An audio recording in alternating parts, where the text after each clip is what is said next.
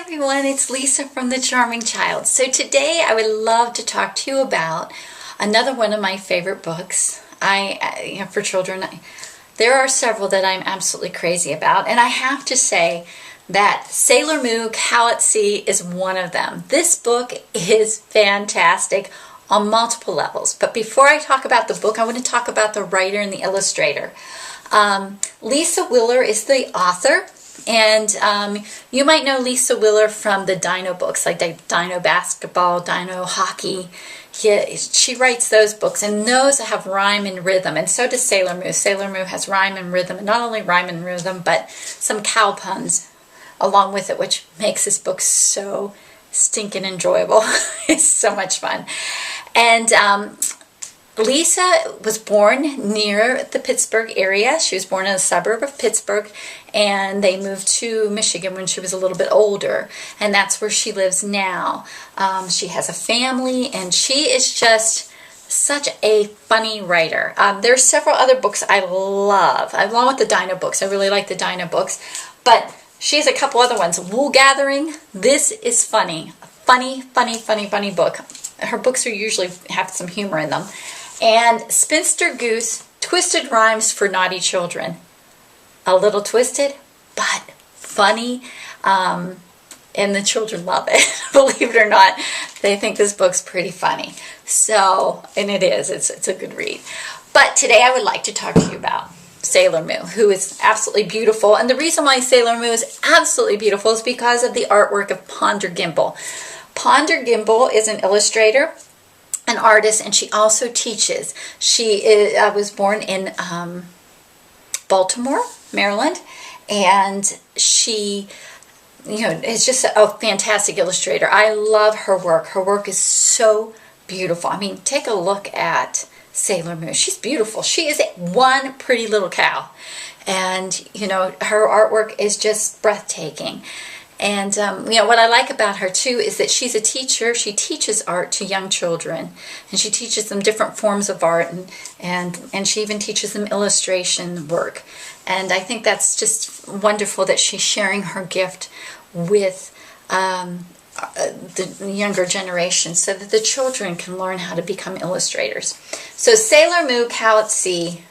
Funny book, I'm telling you guys. So Sailor Moo Cow at Sea obviously is about a cow. And like I said before, I will not read every page. I will give you a little bits and pieces, but not the whole thing, because that's just not nice to the author and the illustrator. But you can see how beautiful the illustrations are here. And it begins with, there's all Sailor Moo right there. All year long the dairy cows would stand and graze and chew. They truly were contented cows, except for little Moo. Moo watched the fields of waving wheat and wished for ocean swells. She sniffed the freshness of the grass, but wished for ocean smells. And it's just beautiful. And here she goes. She's heading off to sea. Sailor Moo decides to follow her dream. And I love that for children, because I don't want children to ever feel boxed into something. We need to not feel boxed into a career or what people think we should do. And that's what Sailor Moo. Sailor Moo's like, I will see you later. I am going. And I love that she's taking her pail, her milking pail. Quite charming. I mean, just look at that picture. She is beautiful. Sailor Moo is beautiful. So then she meets up with Captain Silverclaw, and she becomes part of the crew on his boat. And the way she negotiates her passage on his boat is saying to the cats, I'll give you milk. And they're like, well, heck yeah, you can come aboard. So Sailor Moo came aboard, and Captain Silverclaw is all about Sailor Moo coming aboard. And then she meets up with some sea cows or manatees, and one of the great things about this book, too, is that they learn different names. Like Lisa refers to the cats as felines. So they learn, their language grows, the children's language grows with this book. And they learn that manatees are also called sea cows. And they become friends. And then there's a storm, and Sailor Moo gets thrown off the boat. And, of course, her friends, the manatees, help her. But then she ends up on a boat. The cow in charge of this boat is Angus, Red Angus. And you can see, I mean, look at Red Angus. He is one cute cow. One cute steer, I should say. So she meets up with them, and as you can tell, they're a little shady, aren't they? Yeah, they are. And this, I love this. Poor Moo was shocked the day she walked into the pirate's lair. She saw rare jewels and milking stools among the treasures there. I love that milking stools were a treasure. Moo's heart was pure, so she was sure it must be a mistake. Looting steers, cow buccaneers. She felt her stomachs ache. How funny is that? Her stomachs. That's hysterical. I mean, guys, this book is funny. And look at her little surprised look. I mean, Ponder could not have done a better job of illustrating this book. And of course, at the very end, you know, Angus mends his way, and you can almost guess what happens. He mends his way. Look at him. He looks very sad. He feels very sorry for the life he's led. And then, I hope you can see this. And then they end up getting married. Sailor Moo and Angus. Look how beautiful her veil is. I mean, come on. This is just some pretty illustration. And at the very end, and this is one of my favorites. This just brings a smile to my face. Sailor Moo, content at last, she couldn't want for more, no need for to roam. She makes her home along the Jersey shore. Jersey cow, get it, Jersey? They have a bonny baby now, a sweet cream-colored calf. Part Sailor Moo, part Angus too. They call her half and half. How stinking sweet is that?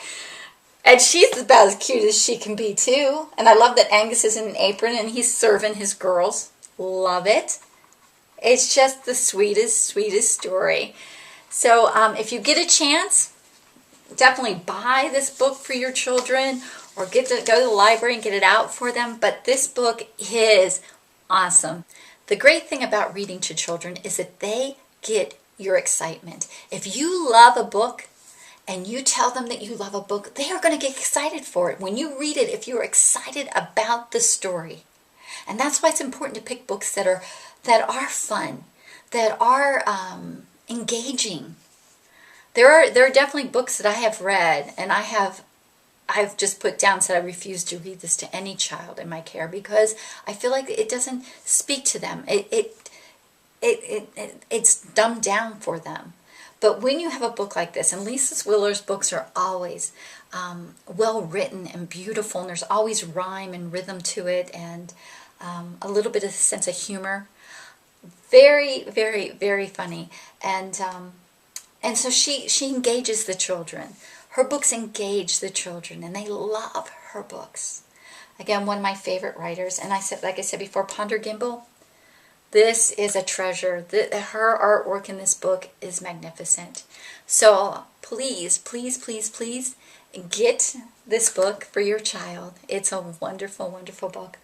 And until next time, I will come up with some other books for you guys to read. I highly recommend the Spinster Goose book by Lisa Willer because it's also very funny, a little twisted, but funny.